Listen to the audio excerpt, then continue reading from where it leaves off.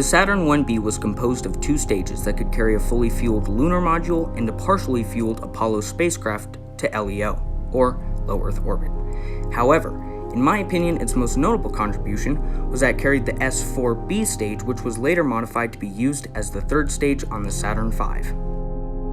Its first stage used 8 Rocketdyne H-1 engines combining to a total thrust output of 1.6 million pounds in a burn time of 150 seconds.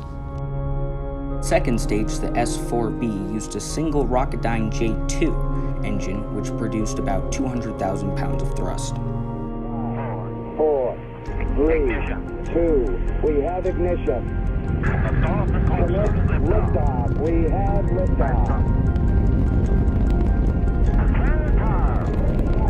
This is launch control, we have the tower. Saturn IB's first time in the spotlight was with the launch of Apollo 7, which carried astronauts Walter M. Schirra, Don Eisel, and Ronnie Walter Cunningham into orbit, where they remained for 11 days before splashing down in the Atlantic Ocean.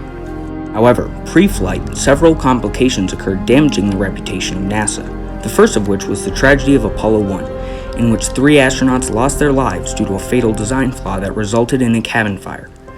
But with Apollo 7 being the first crew launch for Apollo, the public interest looked promising. However, tensions between the crew and ground control, coupled with the launch of Apollo 8, 2 months later, in which people saw Saturn V lift off with a crew as well as live TV updates from the astronauts, began the burial of the Saturn IB's significance to people.